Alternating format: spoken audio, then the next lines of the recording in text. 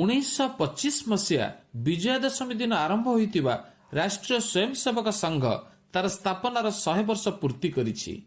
ସଂଘ ଆଜି ବିଶ୍ୱର ସବୁଠୁ ବଡ଼ ସଂଗଠନ ହୋଇଥିବାରୁ ସ୍ୱାଭାବିକ ରୂପେ ସମାଜରେ ସଂଘକୁ ଜାଣିବାର ଉତ୍ସୁକତା ବଢ଼ିଛି ଏବଂ ବଢ଼ିଛି ଏହାର ସଂସ୍ଥାପକ ଡକ୍ଟର କେଶବ ବଳିରାମ ହେଡଗେୱାରଙ୍କୁ ଜାଣିବାର। ପ୍ରଖର ଦେଶଭକ୍ତ ଡକ୍ଟର ହେଡଗେୱାର ସ୍ୱାଧୀନତା ଆନ୍ଦୋଳନରେ ସକ୍ରିୟ ଭାବେ ଅଂଶଗ୍ରହଣ କରି 2 ଥର କାରାବାସ ବରଣ କରିଥିଲେ। ସଂଘର ସ୍ଥାପନା ଏପରି ଏକ ସମୟରେ ହୋଇଥିଲା ଯେତେବେଳେ ଆମ ଦେଶ ସ୍ୱାଧୀନତା ପାଇଁ ସଂଘର୍ଷ କରୁଥିଲା। ଡକ୍ଟର ହେଡଗେୱାରଙ୍କର ସ୍ପଷ୍ଟ ମତ ଥିଲା ଯେ ରାଷ୍ଟ୍ରର ସ୍ୱତନ୍ତ୍ରତା ପରେ ପରମ ବୈଭବର ପ୍ରାପ୍ତି ତଥା ସମାଜର ବିବିଧ ସମସ୍ୟାର ସ୍ଥାୟୀ ସମାଧାନ ଆଦି ବିଷୟ କେବଳ ହିନ୍ଦୁ ସମାଜ ସଂଗଠିତ ହେବା ଦ୍ୱାରା ହିଁ ହୋଇପାରିବ। ସେ ଜାତି, ଭାଷା, ପ୍ରାନ୍ତ ଆଦି ବିବିଧତାକୁ ସ୍ୱୀକାର କରି ଅସଂଗଠିତ ହିନ୍ଦୁ ସମାଜକୁ ହିନ୍ଦୁତ୍ୱ ଆଧାରରେ ସଂଗଠିତ କରିବାକୁ ବିଚାର କରି ସଂଘର ସ୍ଥାପନା କଲେ। ସଂଘର ବିଚାରରେ ହିନ୍ଦୁତ୍ୱ କୌଣସି ଉପାସନା ପଦ୍ଧତି ବା ରିଲିଜିୟନ ନୁହେଁ, ଏହା ଏକ ଜୀବନ ଦୃଷ୍ଟି ଏବଂ ଜୀବନ ଦୃଷ୍ଟି ଆଧାରରେ ବିକଶିତ ହୋଇଥିବା ଜୀବନ ପଦ୍ଧତି।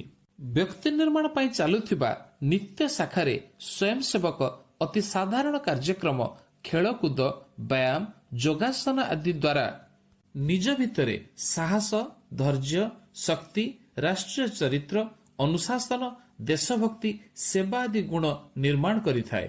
ଏହି କାର୍ଯ୍ୟକ୍ରମ ଗୁଡ଼ିକର ନିରନ୍ତରତା ହିଁ ସ୍ୱୟଂସେବକମାନଙ୍କର ସମ୍ପୂର୍ଣ୍ଣ ଜୀବନର ଦିଗ ଏବଂ ପ୍ରାଥମିକତା ବଦଳାଇ ଦିଏ। ସେଥିପାଇଁ ତ ସଂଘ ସାଧାରଣ ଲୋକଙ୍କର ଅସାଧାରଣ ସଂଗଠନ ହୋଇଛି। ଏହି କାର୍ଯ୍ୟପଦ୍ଧତି କାରଣରୁ ଯେଉଁ ସ୍ୱୟଂସେବକ ନିର୍ମିତ ହୋଇଛନ୍ତି ସେମାନଙ୍କର ଆଚରଣ ଦ୍ୱାରା ସମାଜରେ ସଂଘର ଏକ ସକାରାତ୍ମକ ଛବି ତିଆରି ହୋଇଛି। ସଂଘ ଅର୍ଥାତ୍ ଦେଶଭକ୍ତି, ନିଃସ୍ୱାର୍ଥପର ସେବା, ଅନୁଶାସନ ଏହିପରି ଏକ ପରିଚୟ ସମାଜ ମନରେ ଅଙ୍କିତ ହୋଇଛି। ଗତ 100 ବର୍ଷ ଧରି ଏହି ମହାଯଜ୍ଞ ଅବିରତ ଭାବରେ ଚାଲୁଛି।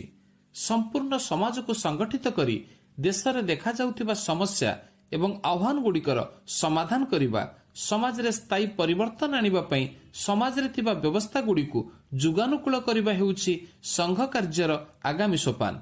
କିନ୍ତୁ ଏହି ବିଶାଳ ଦେଶରେ କୌଣସି ଏକ ସଂଗଠନ ଏକୁଟିଆ କୌଣସି ପରିବର୍ତ୍ତନ କରିପାରିବ ନାହିଁ।